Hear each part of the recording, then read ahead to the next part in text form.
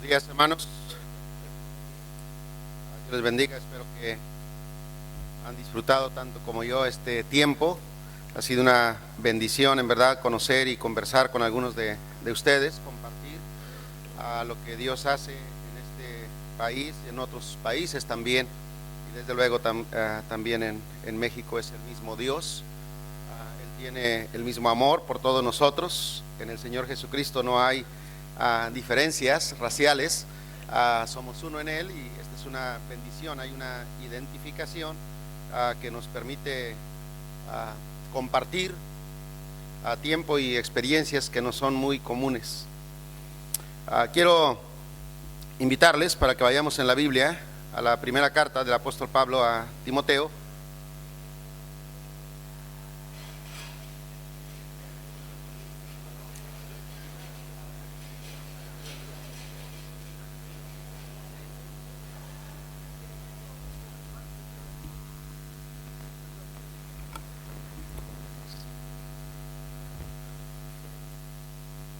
Capítulo 3, vamos a leer versículos 14 al 16. Dice: esto te escribo, aunque tengo la esperanza de ir pronto a verte, para que si tardo, sepas cómo debes conducirte en la casa de Dios, que es la iglesia del Dios viviente, columna y baluarte de la verdad. E indiscutiblemente grande es el misterio de la piedad. Dios fue manifestado en carne, justificado en el Espíritu, visto de los ángeles, predicado a los gentiles, creído en el mundo, recibido arriba en gloria. Vamos a ver. Le damos gracias, Dios, una vez más esta mañana por la bendición que ya nos has dado.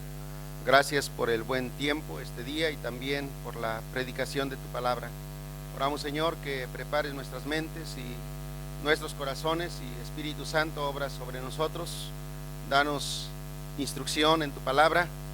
Danos visión y danos una actitud para responder y corresponder a tu deseo, a tu voluntad. Oramos, Señor, por las hermanas ahora mismo, también que haya bendición en la exposición. Usa a la hermana de igual manera y que en todo tu nombre sea muy glorificado. Oramos en Cristo Jesús. Amén.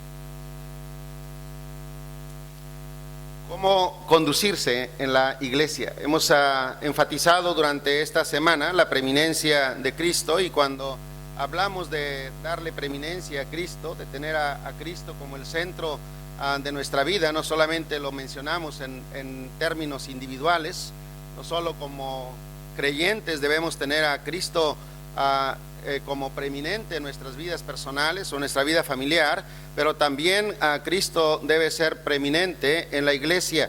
No solamente funcionamos o interactuamos como individuos, también interactuamos como parte de un cuerpo. También funcionamos de manera corporativa. Y aunque a veces nosotros tengamos en lo personal la intención y la buena disposición de honrar al Señor con lo que hacemos, todavía tendría que considerarse cómo es que interactuamos con otros. A veces somos muy capaces de hacer las cosas bien cuando nosotros controlamos la situación en cuanto a la intención y a la voluntad, pero no somos lo suficientemente capaces para interactuar de la misma manera con otros. En el trato con otros tenemos dificultades. Algunas veces queremos imponer nuestra voluntad, otras veces simplemente nos dejamos guiar por la influencia o por la dirección de otros sin mucha análisis y mucha reflexión respecto de lo que hacemos o de lo que decidimos hacer. Y esa es una de las razones por las cuales cuando actuamos como iglesia, cuando interactuamos como iglesia, necesitamos considerar qué son las pautas que la palabra de Dios nos da para que nosotros podamos interactuar precisamente en el tenor de esas pautas y no conforme a nuestra propia opinión o a nuestra propia intención. El apóstol Pablo está preocupado por esto y le está escribiendo a Timoteo y le está diciendo: mira, yo quiero que tomes en cuenta cómo debes conducirte, no solamente como líder en la iglesia, pero también cómo debes enseñar a la iglesia para que la iglesia sea conducida, cómo cada persona en lo individual, como decía, y cada persona interactuando con otros, debe conducirse en la iglesia. La primera cosa que tenemos que reconocer es: ¿qué es la iglesia? ¿Qué papel juega la iglesia en el mundo? ¿Quién es el amo de la iglesia? ¿Quién es el Señor de la iglesia? Y observamos que en el versículo 15 dice la Escritura: sepas cómo debes conducirte en la casa de Dios, que es la iglesia del Dios viviente. Y entendemos primero el sentido de apropiación o el sentido de propiedad que el Señor se arroga, se adjudica respecto de la iglesia. Es la iglesia de Dios, es suya, como dirían algunos, suya, de su propiedad. Es la iglesia una institución divina, totalmente divina. No es una institución de la tierra, por más que tiene presencia en la tierra. Y aunque, como decíamos ayer, en algunos países por años la iglesia no era reconocida, no por esto era desconocida en cuanto a su presencia en la tierra. Los gobiernos, parece que hoy más que nunca, y supongo que es así en muchos países, pero particularmente es así en México, los gobiernos están ahora más interesados en interactuar con las iglesias. Desde luego, siempre los fines que ellos tienen son fines muy particulares, son fines muy políticos. Recién hubo elecciones en el estado al que pertenezco, y era muy frecuente que los candidatos a gobernador invitaran a las alianzas de pastores para tener desayunos con ellos y compartirles su programa político. Desde luego, la finalidad de ellos es ganar adeptos, obtener votos, ganar simpatía con las iglesias y con las personas que son líderes en los pueblos. Y ellos saben que el pastor ejerce una influencia sobre personas, entonces quieren ganar la simpatía de los pastores. Esta es su finalidad, este es su propósito. Pero en la plataforma de los planteamientos políticos que ellos hacen y de los programas sociales que ellos tienen, ellos reconocen la función de la iglesia. Ellos dicen que la iglesia, y aceptan que la iglesia puede realizar una labor social, y aunque ellos lo vean solamente desde el punto de vista social y con interés político, no por eso niegan que la iglesia sí tiene presencia, y que además la iglesia sí tiene influencia, y que además en la influencia que tiene la iglesia sí afecta a la vida de la persona en su totalidad, incluyendo desde luego a su carácter moral, aunque no entiendan del todo la influencia que tiene en su necesidad espiritual. Entonces, el Estado reconoce la iglesia, pero el Estado no ha hecho nada para formar la iglesia. La iglesia es una institución del cielo, es una institución divina, es propiedad de Dios, y a veces necesitamos reconocer esto porque tenemos referencias de organizaciones que actúan a la semejanza de la iglesia, y muchas veces tenemos la tendencia de conformar la iglesia a ese tipo de asociaciones, a ese tipo de organizaciones. Pensamos que organizaciones de la tierra están bien estructuradas y realizan tareas muy similares a las que realizamos nosotros, especialmente en el ámbito social. Hay clubes sociales, profesionales, bien estructurados, bien organizados, que hacen una tarea bastante aceptable, diríamos nosotros, en la comunidad, son bien reconocidos, han ganado el respeto de la sociedad, pero no son una iglesia. No funcionan como una iglesia, no tienen el propósito de una iglesia. Y algunas veces nosotros tenemos esa referencia próxima a nosotros y pensamos, quizás si nosotros hiciéramos como ellos, a lo mejor vamos a ganar también la simpatía de las personas, el respeto de las personas, y probablemente vamos a tener el éxito como tienen ellos. Pero otra vez, no debemos olvidar quién es el Señor de la iglesia y cuál es el propósito de la iglesia. ¿Cómo es que la iglesia es adquirida? Y observamos que la Biblia hace referencia en esta porción a que es la iglesia de Dios, sentido de apropiación, es adquirida a un precio caro. El libro de los Hechos, capítulo 20 y versículo 28 hace referencia al precio que fue pagado para ganar la iglesia. Y la Biblia dice, es un precio de sangre. Es la sangre de Jesucristo que fue derramada a favor de cada uno de aquellos que después habrían de ser, además de llamados, incorporados a la iglesia, que es el cuerpo de Cristo. Pero además la iglesia no solamente es adquirida a precio caro, es también apartada, es también en la mente de Dios diseñada para la alabanza de su gloria. Y no debemos olvidar que este es el propósito central de la iglesia. La iglesia está llamada para la alabanza de la gloria de Dios. Y esto tiene que hacerse desde el tiempo de la adoración. Cuando nos reunimos, nosotros tenemos que tener en cuenta a que nos reunimos para la alabanza de su gloria. Pero muchas veces perdemos ese objetivo y nos reunimos pensando que nos vamos a encontrar para tener compañerismo. Y hacemos tanta referencia al compañerismo que nos parece que todo lo que tenemos que hacer es crear un buen ambiente para que podamos tener un buen compañerismo. Y nos parece que un buen compañerismo es una actividad en la cual nosotros podamos sentirnos cómodos, sentirnos a gusto, que las cosas que se digan y que se enseñan y que se hagan sean de nuestro agrado. Y no sé si aquí es como en México, pero la mayoría de las ocasiones nosotros asociamos compañerismo con comida. Y entonces muchas veces para nosotros compañerismo es tener una actividad donde haya armonía, donde haya amistad, donde haya interacción de carácter amigable y social, y después una buena comida.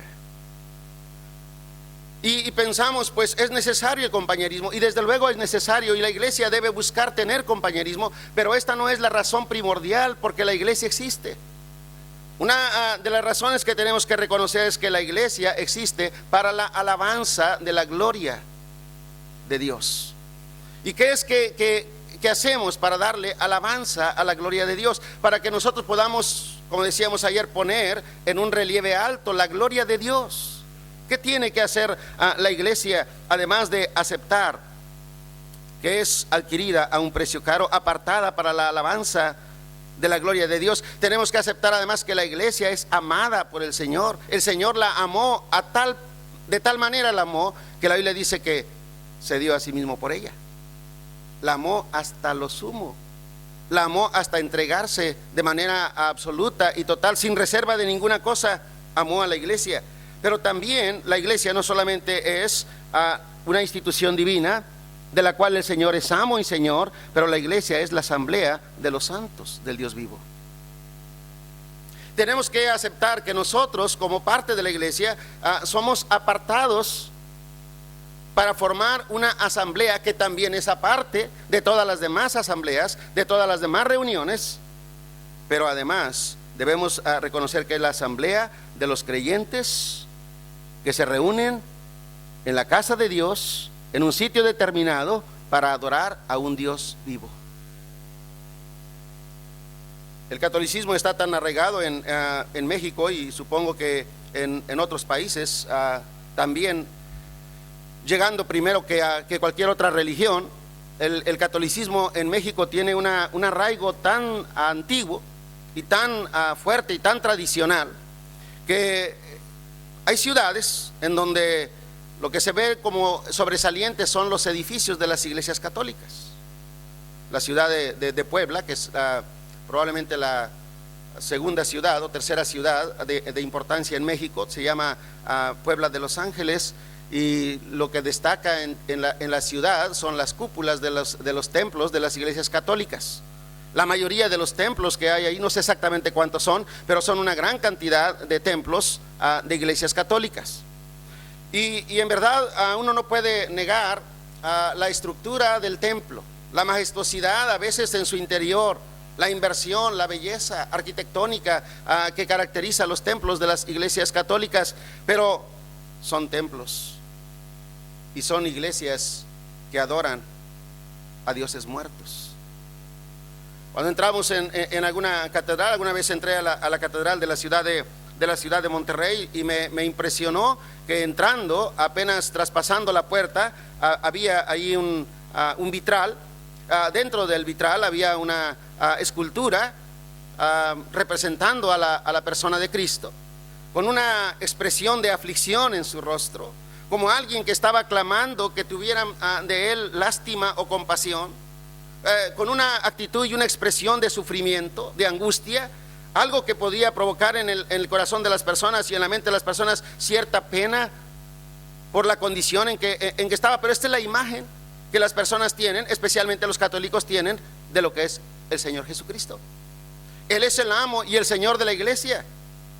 Es el Dios vivo, y esto es lo que está diciendo Pablo a Timoteo. Ten en cuenta que una de las maneras para poder conducirse de manera apropiada en la iglesia es reconocer no solamente Dios es amo de la iglesia, pero también Él es un Dios vivo.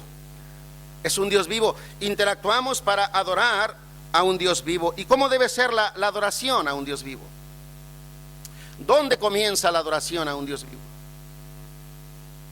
El salmista dice que cuando traspasamos la puerta para introducirnos a la casa de Dios, debemos hacerlo ya con una expresión de acción de gracias. Entrad por sus puertas con alabanza, alabadle, bendecid su nombre.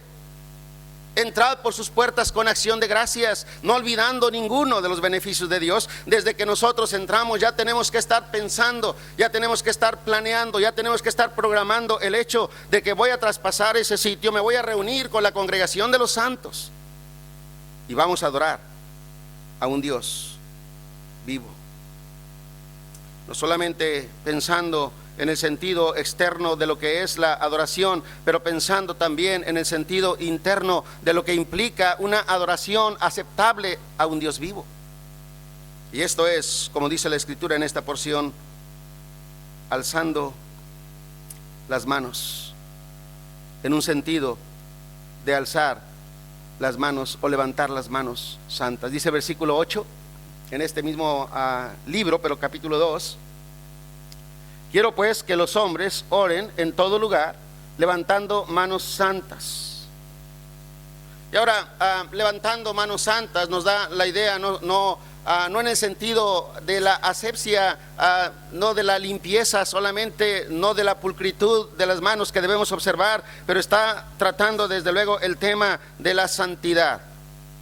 Cuando nosotros vamos a adorar, tenemos que considerar no solamente nuestra actitud de agradecimiento delante de Dios al reunirnos en la asamblea de los santos, pero tenemos que considerar nuestra condición espiritual delante de Dios. Y considerar nuestra condición espiritual, si cada parte, si cada miembro de la iglesia, antes de asociarse, antes de congregarse, consideráramos: sí, tengo desde luego motivos de gratitud delante de Dios, pero tengo también motivos de confesión delante de Dios. Y pudiera presentarse en la congregación alzando manos limpias, simbolizando de esta manera cómo está la actividad de mi vida personal, cómo son mis actitudes, cómo son mis acciones, cómo las mira Dios. En verdad Dios acepta, Dios aprueba lo que hago, lo que pienso, lo que decido, los negocios que practico, que celebro. Cuando nosotros consideramos eso, podríamos decir: ¿puedo presentarme delante de Dios limpio de manos y con corazón puro? ¿Podría levantar las manos para decir: Señor, pues te doy gracias? O tendríamos que entrar quizá con un corazón contrito y humillado, como aquel publicano que sin querer siquiera levantar la vista estaba exclamando delante de Dios: sé propicio a mí, que soy pecador. Y no podría estar en tu presencia si primero no me hago un examen personal y después no hago una confesión de mi pecado en el sentido de la relación con Dios y en la interacción con los demás. ¿Cómo debes conducirte en la casa de Dios? ¿Cómo son los cultos de adoración? A veces nosotros pensamos que un culto de adoración debe caracterizarse por un gran cántico. Un gran culto tiene que estar caracterizado, pensamos, por un gran cántico. Y a veces creemos, bueno, pero además de un gran cántico debería haber un gran concierto. La música es muy importante. Y pensamos que es tan importante que a veces resaltamos la música y resaltamos el cántico sobre la persona de Cristo. Y aunque Cristo debe ser alabado de la mejor manera, por sobre el canto y por sobre el concierto que podría haber, todavía tiene que considerarse cómo es la actitud del corazón, más que la expresión de la boca. Una de las cosas que han cambiado, como decía ayer, de una manera radical en nuestra iglesia es desde luego la música. Gracias a Dios que hemos tenido un cambio tan importante que en verdad es inspirador estar en el culto. Usted puede imaginar lo que es, nos gozamos aquí cuando la música acompaña los cantos y cuando los cantos son de una selección cuidadosa. Porque hoy en día la adoración en la mayoría de las iglesias está movida por por música estridente, por música contemporánea, por música popular, por cánticos que no exaltan desde luego al Señor, que no son cánticos espirituales. Debemos ser celosos en cuanto a la selección del canto y debemos ser celosos en cuanto a la selección de la música, pero esto no es lo más importante. Aunque esto es importante, no es lo más importante. Si hay una orquesta de más de 32 personas que acompañan los cultos. Como decía, cuando comenzamos la iglesia, yo acompañaba la música con una guitarra desafinada sin aprender a tocar hasta la fecha. Pero Dios en su provisión ha traído a las personas que pueden enseñar la música, y a las personas que quieren aprender la música, y a las personas que quieren dedicarse tiempo completo a la música de la adoración. Pero aunque cada vez cuidamos el aspecto de la adoración por la música y cuidamos el aspecto de la adoración por el canto, no podemos centrarnos en ese hecho y decir, bien hermanos, pues todo está perfecto, todo está bien, hay una buena música, hay un buen ambiente, hay una buena atención, hay un ambiente climatizado, hay una buena construcción, estamos cómodos y eso es todo lo que tenemos que hacer. Porque todavía tenemos que reconocer para qué fue llamada la iglesia: para la alabanza de su gloria, para la alabanza de su gloria. ¿Y cómo es que damos alabanza a la gloria? Un buen canto, un buen concierto. A veces pensamos que lo que debería haber es una buena construcción, y estamos intentando y estamos más ocupados y preocupados por la construcción, por el edificio, por lo material de la construcción, y eso no es lo más importante. ¿Cómo comienzan las iglesias? La mayoría de las iglesias, ¿cómo comienzan? En espacios tan reducidos. No hace una mejor iglesia porque tenga un espacio bastante amplio. Ayer compartíamos cómo comenzó la iglesia y aún cómo comenzó la escuela. Mire lo que se puede hacer en espacios tan reducidos cuando las cosas se hacen. Y no debemos perder la perspectiva que las cosas tienen que hacerse otra vez para la gloria de Dios. Para la gloria de Dios. Debajo de un árbol se comenzó la obra en aquel lugar, y ahora mismo tenemos un problema en cuanto a la construcción, un problema de espacio. Y yo estoy retando a la iglesia para que podamos ir en la construcción de un nuevo edificio.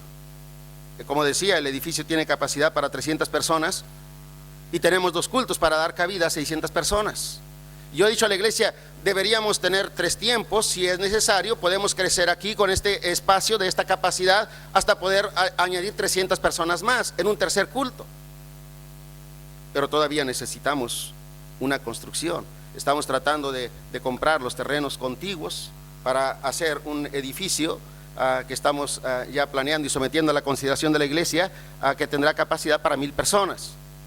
Pero ahora mismo estamos diciendo, la adoración, aunque sí es necesario una gran construcción, no se debe fincar en un gran canto, no en un gran concierto, no en una gran construcción, sino en que Cristo sea el centro de la adoración, otra vez para la alabanza de su gloria. Y este debe ser la razón de nuestra adoración. Pablo está pensando en esto para decirle a Timoteo, debes saber cómo conducirte en la casa de Dios, porque según te conduzcas tú en la casa de Dios, es que vas a conducir a la congregación. Tú eres el pastor, tú eres el líder. Lo que tú hagas bien, eso va a ser bien la iglesia. Lo que tú hagas mal, eso va a ser mal la iglesia. Es tu responsabilidad.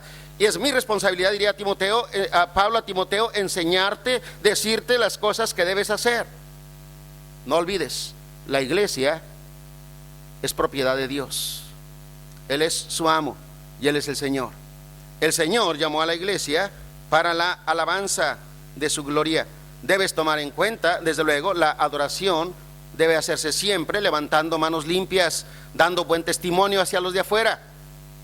Esto debes tomar en cuenta en la adoración en la iglesia. Pero no solamente debes considerar la adoración, también debes considerar algunas otras cosas que tienen relación con las personas de afuera. La apariencia.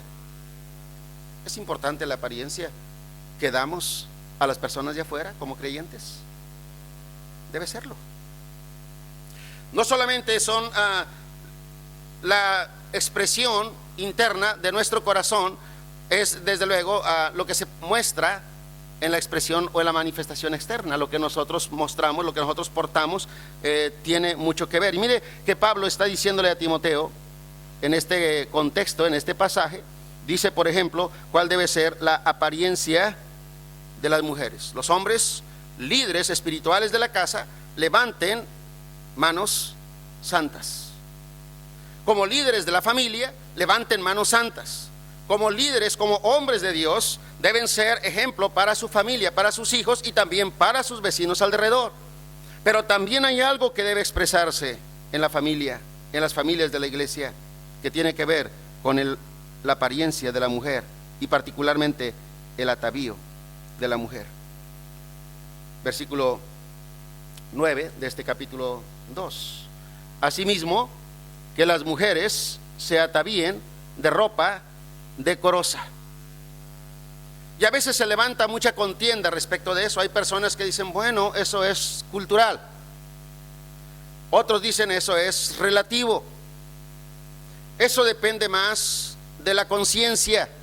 Eso es según la opinión de cada persona. Pero creo que lo decoroso es universal. El pudor es general. No se puede clasificar como algo cultural.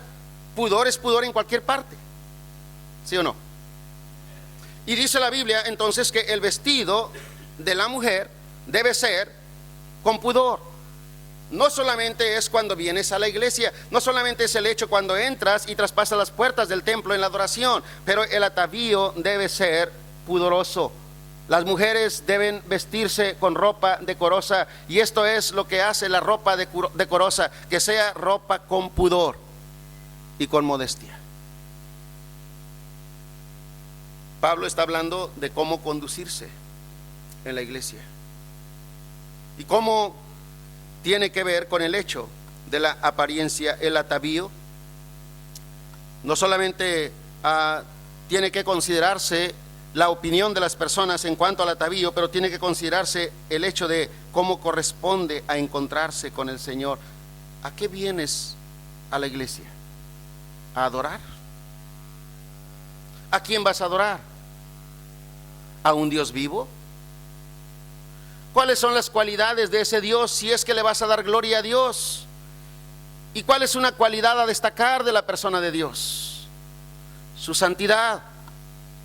¿Y cómo te vas a presentar delante de un Dios santo?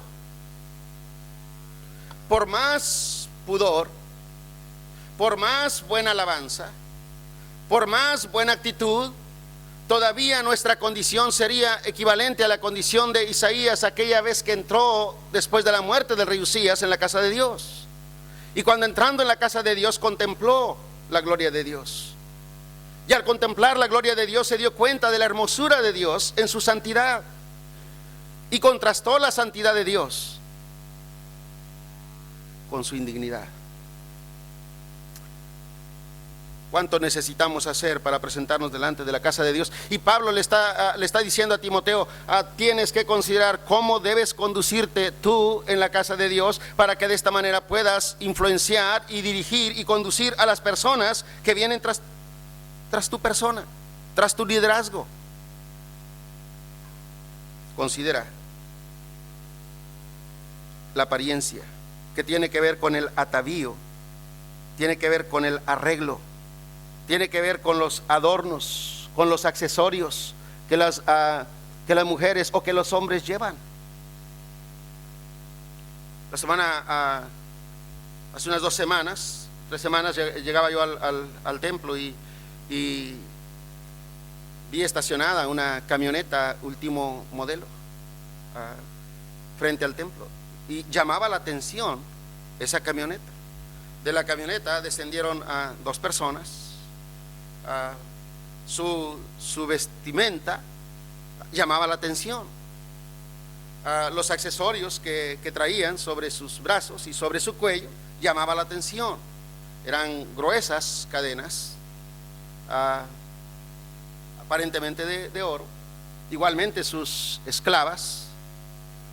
Su manera de descender de la propia camioneta llamaba la atención, y desde luego yo me puse un poco nervioso, ¿verdad? Al observar. Hay tanto problema en México, y creo que no es la excepción solamente México, pero en México hay mucho problema actualmente con el problema de la delincuencia organizada, problemas de secuestros Y aún las iglesias y aún los pastores no estamos exentos de ese tipo de problemas que se están presentando en algunas ciudades en el país de México. Y estas dos personas descendieron y yo les abordé para saludarlos. No estaba seguro si iban a entrar o no iban a entrar al templo, pero sí iban a entrar al templo. Venían del norte del país, especialmente de Sinaloa. Y Sinaloa es uno de los estados donde hay más problema de narcotráfico en México. Y entonces la apariencia que daban inspiraba algo de temor. Y resulta que ellos venían para encontrarse con una sobrina que es originaria de Sinaloa y que estudia en la universidad, y solamente venían para visitar a la sobrina. Pero estoy diciendo que la sola apariencia de las personas llamaba de alguna manera la atención. Uno sabe cuando personas vienen con el espíritu de adorar y de estar en la casa de Dios para incorporarse al cuerpo de Cristo en la adoración, y uno sabe cuando personas por su sola apariencia no traen el espíritu de adorar. Lo vemos no solamente en los hombres, pero es más fácil observarlo en las mujeres. ¿Y por qué? Porque el atavío en la mujer, y no es exclusivo de la mujer, está más expuesto al juicio de si es o no decoroso el vestido, si es o no pudoroso el vestido, si es o no actitud correcta, no solamente el vestido, sino el entrar, el caminar, el conducirse por los pasillos, el sentarse, pues la manera como se hace. Pues hay ciertas reglas que tenemos que observar y ciertas condiciones que tenemos que decir. Si en la orquesta, en el frente de la congregación, pasan señoritas y se van a sentar y van a estar todo el tiempo frente a la congregación, pues tenemos que establecer reglas mínimas, básicas, elementales. No solamente de su testimonio, de su participación, del cuidado que deben tener en cuanto a la involucración en la iglesia, pero también, ¿y cómo es tu vestido? ¿Y cómo es tu comportamiento? ¿Cuál es tu conducta? Porque tenemos que ser celosos en cuanto a cómo debes conducirte en la casa. ¿De quién? De Dios. ¿Qué es la iglesia? La casa de Dios, dice la Escritura, es otra vez de su apropiación, de su propiedad, es para la alabanza de su gloria, y no debemos perder entonces esa perspectiva. La actitud es fundamental y básica. Hermano, cuánta distancia se da, no solamente en el tiempo, pero también en la geografía, se daba entre Jerusalén y Corinto.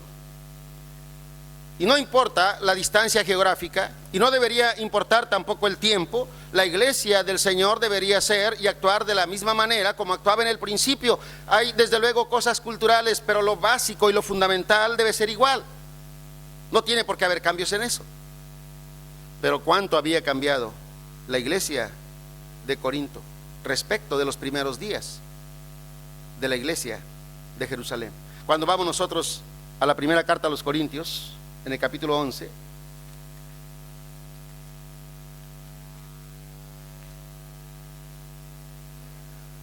Pablo desde luego está reconociendo que en la iglesia de Corinto hay algunas cosas importantes que la iglesia ha observado, y en el versículo 2 dice: os alabo, hermanos, porque en todo os acordáis de mí y retenéis las instrucciones tal como os las entregué. Era una iglesia que desde luego tenía una cierta liberalidad, una cierta disposición, una cierta capacidad, había ayudado en algunas formas al ministerio del apóstol Pablo, y él está diciendo: pues yo les alabo por esto. Tienen una buena actitud para recibir y para retener las instrucciones. Pero cuando llegamos al versículo 17, dice: pero al anunciaros esto que sigue, ¿qué cosa? No os alabo. ¿Y por qué no les alaba? Porque no os congregáis para lo mejor, sino que os congregáis para lo peor. Mire, la iglesia estaba perdiendo su perspectiva. Sí se estaban congregando, probablemente la iglesia sí estaba creciendo, tal vez la iglesia sí se estaba instruyendo en el aspecto teológico. Es probable que la iglesia sí tenía una buena instrucción, tenía desde luego buenos maestros, había una buena organización, en la iglesia. Pero Pablo está diciendo, hay cosas por las cuales yo no les podría alabar, hay cosas que yo puedo comparar y puedo contrastar entre lo que yo sé, entre lo que yo conozco acerca de cómo es la iglesia y cómo debe ser la iglesia, especialmente la referencia que se tenía de la iglesia de Jerusalén en los primeros días. Y de la iglesia de Jerusalén de los primeros días a la iglesia de Corinto de los días del apóstol Pablo, Pablo encuentra una gran discordancia. Y la discordancia la está encontrando en el hecho de que la misma iglesia de Corinto, de una época a otra época, había hecho grandes cambios. Y muchas veces, hermanos, de una época a otra en nuestras iglesias se van suscitando grandes cambios. Algunas veces nosotros no los advertimos. Otras personas, a veces fuera del ambiente de la iglesia, que conocieron la iglesia en una época, tienen que llamar la atención para decirnos, mira, algunas cosas han cambiado en la iglesia. Y nosotros tenemos que estar atentos a esos cambios. No estamos en desacuerdo, desde luego, si cambios son positivos, si cambios son para crecer, si cambios evidencian madurez espiritual de los miembros de la iglesia. Pero no siempre los cambios son positivos.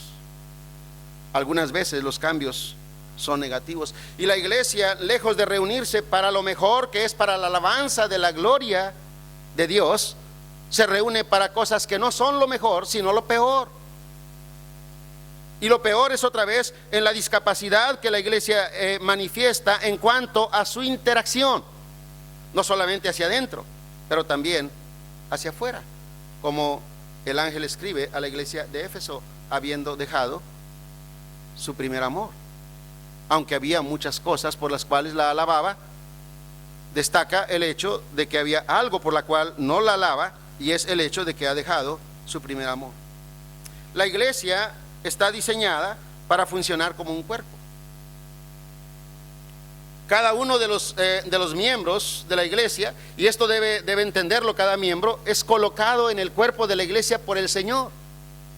No se añade cada uno según su propia decisión, no es según su propia voluntad. En la soberanía de Dios, en la previsión de Dios, en la provisión que Dios hace a la iglesia, Dios trae a la iglesia las personas que son necesarias para que la iglesia, su iglesia, sea edificada.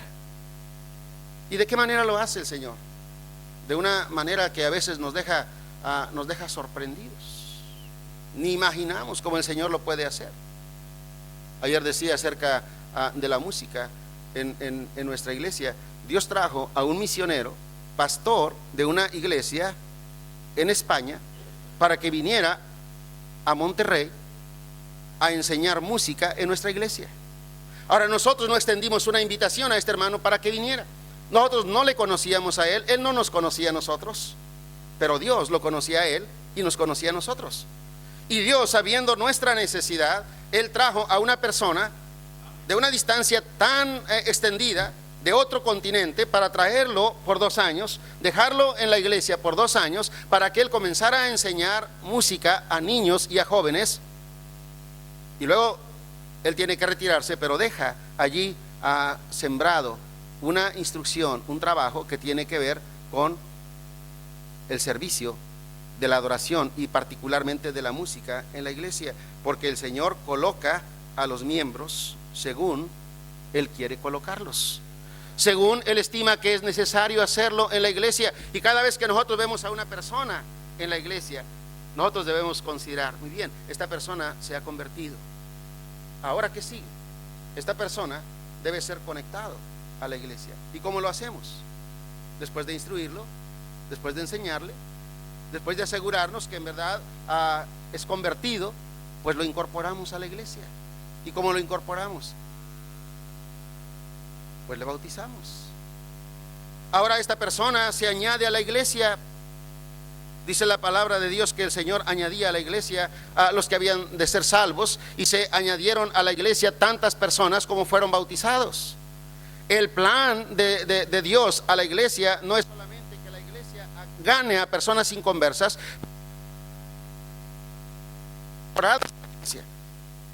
una vez convertidos sean incorporados a la iglesia, y cada persona incorporada a la iglesia tiene un tremendo potencial para cubrir las necesidades de la iglesia. No es que nosotros vamos a observar la capacidad de esa persona, es que Dios la observó primero. Y es que Dios trajo a esa persona y la coloca en la iglesia, como dice la Escritura, como Él quiere. ¿Qué es lo que sobresale en esa acción de parte de Dios? Su soberanía. ¿Y qué es lo que Él quiere? Que la iglesia, que es su iglesia, le dé la gloria a Él. ¿Y cómo va a darle la iglesia gloria a Dios? Cuando la iglesia está edificada. ¿Y cómo es edificada la iglesia? Cuando Dios incorpora en la iglesia personas con capacidades, con cualidades, con habilidades, con talentos. Él también produce en las personas no solamente el hacer, pero produce en las personas el querer. Y en el conjunto de todas las cosas que Dios hace en la vida de las personas, Dios las va añadiendo a la iglesia. Nosotros como pastores no deberíamos estar tan preocupados pensando, oh, yo no tengo a personas con tantas habilidades, yo no tengo a personas con tantas capacidades. Qué bien que no los tienes tú, pero sabes una cosa, Dios sabe cuáles son las necesidades en tu iglesia, y Dios va a traer a la iglesia donde tú estás, la iglesia que tú pastoreas, que es la iglesia de Él, a las personas que son las que Él en su soberanía ha llamado, ha atraído y luego después ha incorporado. Es nuestra responsabilidad que estas personas se den cuenta de ese propósito. Y nosotros, al conducir la iglesia, tenemos que hacerle saber a las personas que es su condición en la iglesia. No estás aquí por casualidad, no estás aquí por una circunstancia fortuita, no estás aquí por algo que es ajeno a Dios. Es que Dios en verdad está en control de todas las cosas. No hay circunstancia que escapa del control de Dios. Dios te ha traído, pero además Dios te ha incorporado a la iglesia. Debemos entender desde luego qué es el plan de Dios, el diseño de Dios para la iglesia. Pablo, otra vez regresando al pasaje de 1 Corintios 11, observa, Pablo dice, no os congregáis para lo mejor, sino para lo peor. Yo sí he agregado a la iglesia a las personas competentes, no en su propia competencia, sino en la competencia que yo puedo darle a cada uno. No somos competentes de nosotros mismos, pero somos competentes en Él. Y nosotros sí sabemos que a la iglesia hay personas que están ahí incorporadas por el Señor, traídas por el Señor, pero ¿de quién es la responsabilidad? Que ahora la iglesia se congrega para lo mejor o que ahora la iglesia se congrega para lo peor. Dios que no hizo previsión, Dios que no dio la provisión, o el pastor que no está conduciendo a la iglesia con el conocimiento que da la palabra de Dios. Y Pablo está diciéndole a Timoteo, tú eres responsable de la conducción de la iglesia.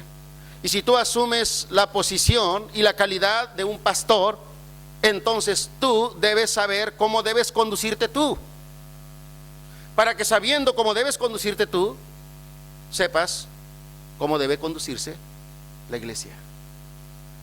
Es responsabilidad del pastor. Ahora la iglesia en Corinto se estaba congregando para lo peor. Y mire, lo que Pablo está calificando de peor está en el tenor de que ve a la iglesia no conforme al diseño de Dios de ser un cuerpo unido, articulado, trabajando y sirviendo al Señor de una manera armónica.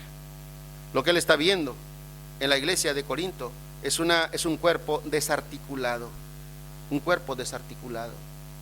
¿Y en qué se ve la desarticulación de la iglesia? Tal vez los líderes no se estaban dando cuenta de lo que estaba pasando, pero ve que hay decadencia en la vida de la iglesia comienza a decaer. Note lo que dice la palabra de Dios otra vez en esta porción, versículos, capítulo 11 donde estamos. Os alabo porque en todo os acordáis de mí y retenéis las instrucciones tal como las entregué, pero ahora veo que no se congregan para lo mejor, sino para lo peor.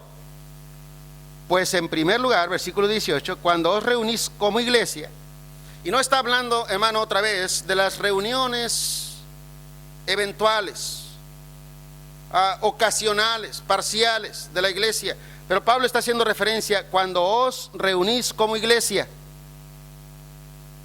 cuando la iglesia debería estar en la comunión plena. Oigo que hay entre vosotros, ¿qué cosa? Divisiones. ¿Y dónde comienzan las divisiones? En la iglesia. Cuando la iglesia no se reúne para lo mejor. ¿Y qué es lo mejor? ¿Para cuál debe reunirse la iglesia? Para darle la gloria a Dios. Y cuando la iglesia no se reúne para darle la gloria a Dios y se reúne para darse gloria a sí misma, en el sentido de darle gloria a los hombres, entonces la iglesia ya no se reunió para lo mejor, y por no reunirse para lo mejor, la iglesia comienza a experimentar y a sufrir conflicto que tiene que ver con división. Por lo menos hay división entre el deseo de Dios y la dirección de la iglesia. Mientras el deseo de Dios es en una dirección, la dirección de la iglesia va en otro rumbo, opuesto seguramente al de Dios, a causa, otra vez, de las divisiones que se estaban suscitando en la iglesia. ¿Y en qué se manifestaban esas divisiones? Versículo 19. Porque es preciso que entre vosotros haya disensiones. En una iglesia hay personas de diferentes trasfondos familiares, con diferentes personalidades.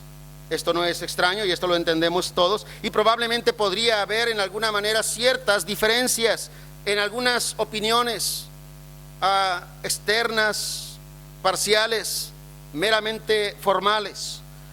Pero el deseo del Señor, la oración del Señor por la iglesia es: haya pues en vosotros el mismo sentir que hubo también en Cristo Jesús.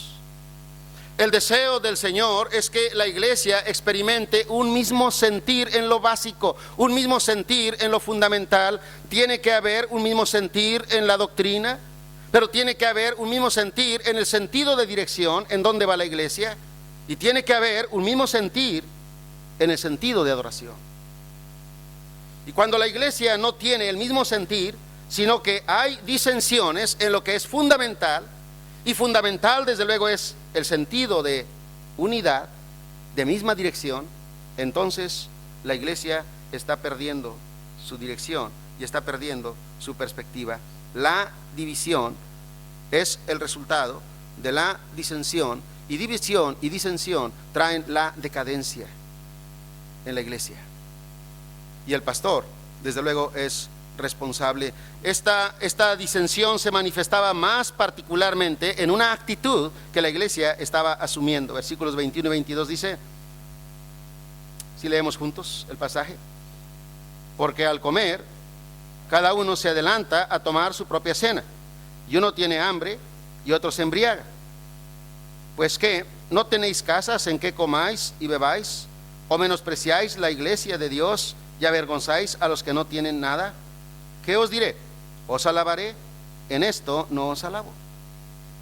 Ahora, cualquiera podría pensar, mira, las expresiones externas de la iglesia en cuanto a sus actitudes y acciones son triviales, no son importantes. Las diferencias que se están dando tienen que ver solamente con falta de comprensión, con falta de comunión, con falta de compañerismo. Pero lo cierto es que el fenómeno que se estaba suscitando en la iglesia era discriminación. La iglesia estaba haciendo diferencias tan marcadas que estaban provocando una división en la iglesia. Hermano, como pastores tenemos la sensibilidad para advertir estos problemas desde el principio.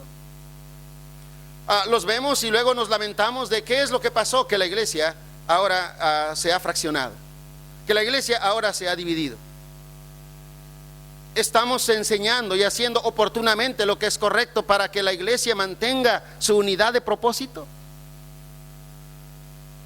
Nosotros debemos saber cómo conducir y cómo conducirnos.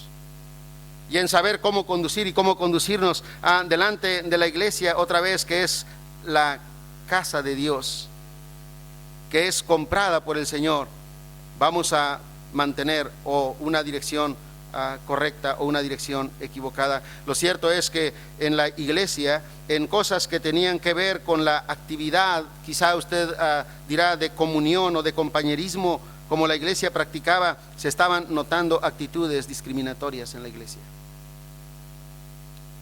Muchas veces somos acusados los pastores de hacer y de tener preferencia por ciertas personas.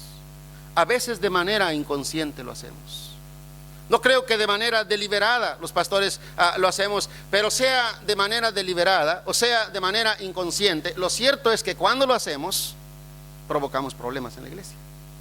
Y tenemos que cuidar que nuestro trato con las personas tiene que ser el trato de un siervo humilde, otra vez sirviendo, estando dispuesto a servir a todos. Y cuando es una congregación numerosa o es una congregación pequeña, a veces no podemos evitar que ciertas personas, desde la perspectiva del pastor, tienen unas ciertas necesidades a las cuales tenemos que dedicarles más tiempo, pero otras personas que ven que dedicamos más tiempo a estas personas, se ponen celosos. Y entonces ellos dicen, hay preferencia porque solamente atiende con esta delicadeza a esta persona, y a otras personas en igualdad de circunstancias no les atiende de la misma manera. A veces nos quejamos de la falta de tiempo, a veces nos quejamos de la falta de colaboradores, a veces hablamos del exceso de trabajo. Y puede ser que haya muchas razones, pero lo cierto es que cuando nosotros tenemos actitudes de esta naturaleza, provocamos disensión en la iglesia, que luego después se va a manifestar en división en la iglesia a causa de una consciente o inconsciente discriminación. Personas en la iglesia, personas en las iglesias son influyentes, por más que nosotros no querramos, por su propia naturaleza, por su propia condición, son personas influyentes, aunque las personas sean humildes. Decía el día de ayer que en los 3 años anteriores, el alcalde de la ciudad, que es miembro de la iglesia, que asiste a la iglesia, vienen muchas personas para buscarle. Es un hombre, es un político que tiene una posición preeminente ahora en el gobierno federal. Él tiene autoridad sobre los recursos del agua en 5 estados del noreste, incluyendo desde luego el estado de Nuevo León, y él es el gerente regional de la zona norte de la Comisión Nacional del Agua. El agua siendo un problema tan serio en México y en esa región, la posición que él tiene es una posición muy importante, muy prominente. Él es miembro de la iglesia, pero es un hombre tan humilde, es un hombre tan sencillo, no hace alarde de su posición, pero en alguna manera, cuando el hermano llega, pues otros hermanos, no sé si por la atención y por la consideración, inmediatamente le ceden el lugar y tienen una atención especial para este hermano. Y probablemente tenemos actitudes así de manera espontánea, en las que no tenemos la intención de provocar, pero los pastores tenemos que tener cuidado, porque la congregación, otra vez, si es un grupo de personas redimidas, si es la asamblea de los santos, pero todavía personas pecadoras, todavía personas con debilidades, y tenemos que tener cuidado de no ser causa de tropiezo a los débiles. Y puede ser que una causa de tropiezo a los débiles sea nuestro trato desconsiderado o nuestro trato discriminatorio. ¿Cómo debes conducirte en la casa de Dios? La iglesia de Corinto estaba pasando el problema de una decadencia espiritual que tenía que ver con el desenvolvimiento de la actitud de los hermanos en su interacción con otros. ¿Cuál es el modelo que tenemos? ¿Qué es el ejemplo a seguir? ¿Cuál es la directriz de la iglesia? En el versículo 23 nosotros observamos la actitud de uno que sin discriminar es el modelo por excelencia a seguir. Y toda la razón por qué se constituye en paradigma de la iglesia y modelo para nosotros es el hecho de que Él es el Señor, de que Él amó a la iglesia, de que Él se entregó por la iglesia. Note ustedes lo que podemos observar del Señor Jesucristo en la institución de la cena del Señor. La primera cosa que observamos es su disposición. Su disposición.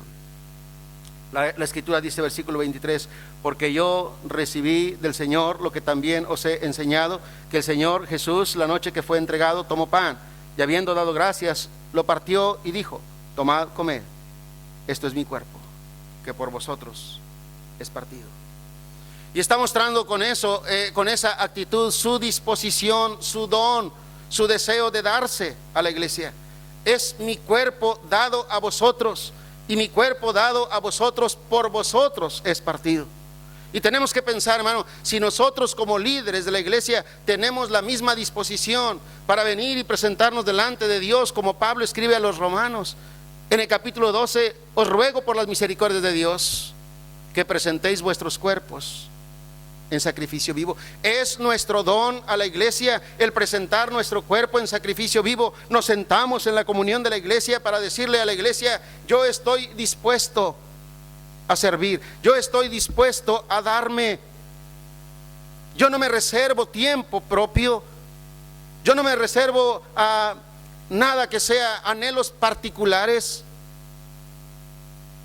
Lo que yo quiero hacer por la iglesia es darme, porque al darme a la iglesia me doy a Cristo, porque al darme a la iglesia me doy al cuerpo de Cristo, porque el modelo otra vez que se tendría que seguir en la iglesia es el modelo de lo que el pastor es y lo que el pastor hace, y lo que el pastor hace tiene que seguir la dirección de aquel que nos enseñó, de aquel que se destacaba ayer, el príncipe de los pastores. Y el príncipe de los pastores, ¿qué dice?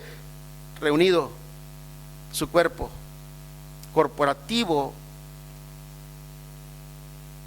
integrado por sus discípulos, les dice, mi cuerpo es partido por vosotros y es dado a su favor. Es dado a su favor.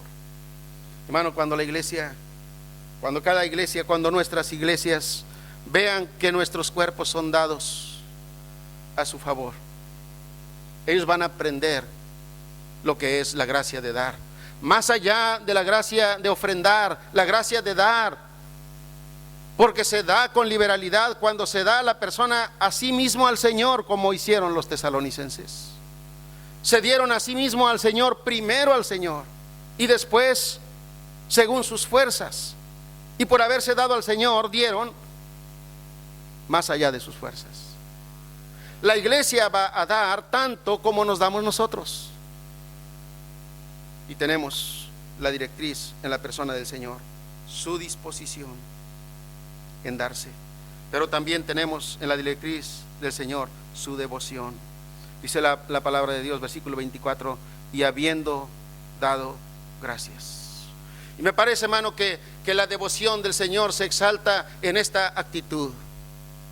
El llamado que el apóstol Pablo hace una y otra vez, especialmente en la carta a los Colosenses, es que seamos agradecidos en nuestra relación con Dios. Si algo nos hace volver a Dios, si solamente tuviéramos una razón para venir en la presencia de Dios y para buscar la comunión con Dios, debería ser nuestra gratitud a Dios, nuestra gratitud al Señor.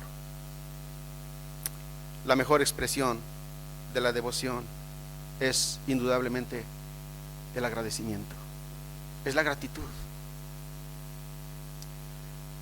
Inmediatamente después de que el Señor dice a través del apóstol Pablo, escribiendo a los romanos, ¿qué es lo que hizo que el hombre se privara, se alejara, quedara destituido de la gloria de Dios? Es el hecho de que no le dio gloria a Dios. Esto dice la Escritura. Pero añade inmediatamente después, ¿qué cosa? Ni le dieron gracias, ni le dieron gloria, ni le dieron gracias. Y sabe, para que una persona le dé gracias a Dios, primero tiene que reconocer su gloria. La mejor manera de darle gloria a Dios es expresándole gratitud. Y lo que el Señor hace delante de la iglesia apenas incipiente, apenas comenzando, apenas la iglesia ahí en perspectiva, si usted quiere, de los discípulos reunidos alrededor de la mesa con él en la celebración y en la institución de la cena del Señor. Después de que les ha mostrado su disposición al darse, les está mostrando su devoción a Dios al dar gracias. Y nosotros debemos demostrar nuestra devoción al Señor con acción de gracias. Y la iglesia debe ver y saber que nuestra gratitud es a Dios. Si hay virtud alguna en nosotros, cualquiera que ésta sea, nuestra expresión de devoción debe ser a Dios. Pero note usted, también vemos el don del Señor. Ya hemos dicho que tiene una disposición para querer dar, pero de hecho no solamente es disposición, Él da y dice: tomad, comed, esto es mi cuerpo, esta es mi sangre, es dada a favor de ustedes.